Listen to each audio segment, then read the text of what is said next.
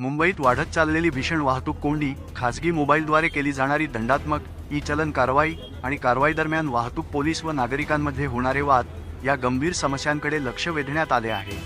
मुंबईला भेडसावणाऱ्या या वाहतूक प्रश्नांवर शिवसेना उद्धव बाळासाहेब ठाकरे पक्षाचे नेते आमदार आदित्य ठाकरे, विधान परिषद गटनेते आमदार ॲडव्होकेट अनिल परब आणि शिवसेना सचिव आमदार वरुण सरदेसाई यांच्यामार्फत नागपूर हिवाळी अधिवेशनात विधान परिषदेत लक्षवेधी मांडण्यात आली.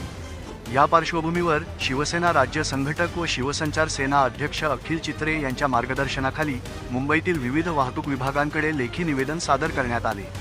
या निवेदनात वाहतूक टार्गेटच्या नावाखाली खाजगी मोबाईलमधून बेकायदेशीर ई-चलन कारवाई, छत्रपती शिवाजी महाराज आंतरराष्ट्रीय विमानतळ T2 परिसरातील प्रचंड वाहतूक कोंडी तसेच अदानी प्रशासनाची मनमानी वाहतूक नियंत्रण व्यवस्था या मुद्द्यांवर ठोस आक्षेप नोंदवण्यात आला.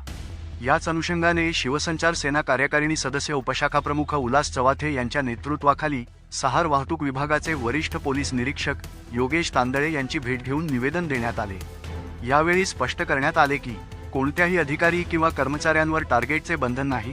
खाजगी मोबाईलद्वारे फोटो काढून ई-चलन करण्यास सक्त मनाई आहे. बेकायदेशीर ई-चलन कारवाई केली जाणार नाही.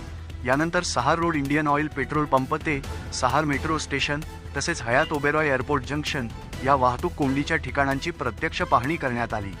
अदानी प्रशासनाच्या अधिकाऱ्यांशी चर्चा करून पेट्रोल पंपासमोरील बंद रस्ता वाहतूक व नागरिकांसाठी खुला करण्याच्या सूचना देण्यात आल्या. तसेच लवकरात लवकर स्थानिक नागरिकांना वाहतूक समस्येतून दिलासा देण्याची ग्वाही देण्यात आली. यावेळी शिवसेना शाखा क्रमांक 86 कार्यालय प्रमुख वैभव सकपाळ, उपशाखा प्रमुख रामकृष्ण आंबेकर, गटप्रमुख उल्हास चव्हाथे, प्रदीप वाघ तसेच स्थानिक नागरिक व कार्यकर्ते उपस्थित होते.